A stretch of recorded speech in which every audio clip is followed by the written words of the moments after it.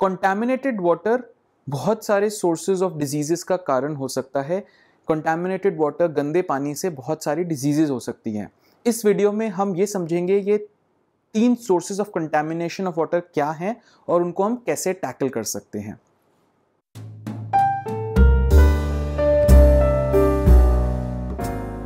तो हमारे 3 sources of contamination है। सबसे पहला डायरेक्ट कंटामिनेशन, जिसमें कि डायरेक्ट इन्फेक्शंस प्रेजेंट होते हैं वाटर में, जो कि ओरल रूट से, जो कि पीने से या इनहेलेशन के थ्रू हमारी बॉडी में एंटर कर जाते हैं और हमें डिजीज कॉज करते हैं। तो वो इन्फेक्शंस होते हैं viral infections, bacterial infections, fungi and protozoals या फिर पैरासिटिक इन्फेक्शंस।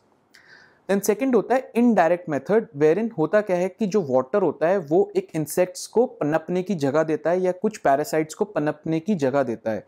नेमली ये पैरासाइट्स या इंसेक्ट्स होते हैं बेसिकली डेंगू एंड मलेरिया के जो होते हैं इंसेक्ट्स, ये वाटर में, स्टैग्नेंट वाटर में, कंटामिनेटेड वाटर में ग्रो करते हैं और ये फिर एक इन्फेक्टेड पर्सन को बाइट करके वहाँ से एक फिर फ्रेश नॉन इन्फेक्टेड पर्सन को बाइट करते हैं, जिसमें कि वो इन्फेक्शन ट्रांसमिट कर देते हैं। तो बेसिकली ये खराब पानी की वजह से होते हैं और ये बेसिकली ब्लड बॉर्न होते हैं या ब्लड के थ्रू एंटर करते हैं बॉडी में through bite of an insect. Then दूसरा होता है लिम्फेटिक फिलेरियासिस, फिलेरियल वॉर्म जो होता है वो अगेन ग्राउंड्स में, पार्क्स में या फिर फार्म्स में पाए जाते हैं। ये बेसिकली अगर वाटर होता है बहुत ज़्यादा, वहाँ पर पनपते हैं और ये स्किन रूट के थ्रू आपकी बॉडी में घुस जाते हैं। देन थर्ड होता है टॉक्सिन्स जो प्रेजेंट होते हैं वाटर में। ये बेसिकली डायरेक्ट कंटामिनेशन नहीं है, इस केस में टॉक्सिन्स होते हैं लाइक फंगस इन्फेक्शंस बहुत सारे ग्रो होते हैं वाटर में, जो कि टॉक्सिन्स रिलीज करते हैं, माइकोटॉक्सिन्स जिसको बोलते हैं, जो कि डिजीज कॉज कर सकते हैं। एंड अदर टाइप्स होते हैं heavy metal poisoning like lead, arsenic and mercury. सबसे कॉमन हैवी मेटल पॉइजनिंग या heavy metal contamination of water होते हैं।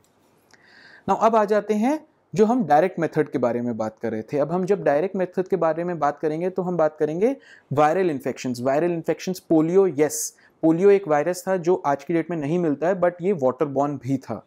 देन सेकंड होता है hepatitis A and hepatitis E. Then rota virus जो कि बच्चों में डायरिया कॉज करता है, लूज मोशंस कॉज करता है। देन एक्यूट गैस्ट्रोएंटेराइटिस कॉज करने वाला वायरस जो है noro virus. Then polyoma virus. ये सब वायरल इन्फेक्शंस हैं जो वाटर बॉर्न हैं। देन बैक्टीरियल इन्फेक्शंस के बारे में बात करें तो सबसे इंपॉर्टेंट और सबसे कॉमन है टाइफॉइड, सैल्मोनेला टाइफी से होता है। देन कॉलेरा वाटर बॉर्न है। Then E. coli, Escherichia coli is also infection caused by waterborne bacterial infection. Then we have Legionella. Legionella basically जो AC के वेंट्स होते हैं जहाँ पर कि बेसिकली क्लीनिंग नहीं होती है, पानी स्टैसिस होता है, वहाँ पर Legionella बैक्टीरिया ग्रो हो जाता है जो कि एक्चुअली इनहेलेशन के थ्रू इन्फेक्शन कॉज कर देता है बॉडी में। ऐसे ही बैक्टीरियल इन्फेक्शन लाइक डिजेंट्री होता है, शिगेला जो कॉज करता है वायरस बैक्टीरिया, वो बेसिकली ये वाटरबॉर्न बैक्टीरियल इन्फेक्शंस हैं कॉमन वाले। देन थर्ड होते हैं फंगाई। कुछ fungi like moulds and aspergillosis, जो एस्परजिलस फंगाई जो ग्रो होते हैं वो वाटर में ग्रो होते हैं और ये डिजीज कॉज कर देते हैं। देन प्रोटोजोन्स एंड पैरासाइट्स में होते हैं giardiasis, leptospirosis, hookworm infection, schistosomiasis, leptospirosis. Then entamoeba histolytica जो कॉज करता है बेसिकली एमीबियासिस इन्फेक्शन जो होता है। ये सब इन्फेक्शंस होते हैं वाटर बॉर्न पैरासाइट्स या प्रोटोजोअल इन्फेक्शंस होते हैं। नाउ अब हमने ये तो समझ लिया 3 सोर्सेज ऑफ कंटामिनेशन क्या है, बट कहानी यहाँ नहीं खत्म होती। हमें ये समझना है कि इसको हम टारगेट कैसे कर सकते हैं। तो डायरेक्ट इन्फेक्शंस का सबसे आसान सोल्यूशन है बॉइलिंग ऑफ वाटर, जो कि 99.99% of the bacteria, fungus, virus और प्रोटोजोन्स एंड पैरासाइट्स को किल कर सकता है। ऑब्वियसली बहुत सारे एडवांस्ड फिल्ट्रेशन सिस्टम्स हैं जो कि ये गारंटी करते हैं, but boiling of water is a gold standard. Then second है कि जो हम इंसेक्ट्स या फिलेरिया के बारे में बात करें, इनडायरेक्ट मेथड, इसको टारगेट करने का तरीका है कि वाटर को कहीं पर भी स्टैग्नेट ना होने दें, स्टैसिस ना होने दें। ओपन वाटर पॉन्ड हो या फिर कूलर्स हो या फिर आपके घर में कोई पूल हो, इसमें वाटर को स्टैग्नेट नहीं होने दें, इसको हमेशा रिन्यू करते रहें, रिफ्रेश करते रहें। देन थर्ड होता है जो टॉक्सिन्स प्रेजेंट होते हैं, टॉक्सिन्स या हेवी मेटल्स। टॉक्सिन्स और हेवी मेटल्स के लिए जो ये फिल्ट्रेशन सिस्टम्स हैं, जो कि सबसे अच्छा है रिवर्स ऑस्मोसिस।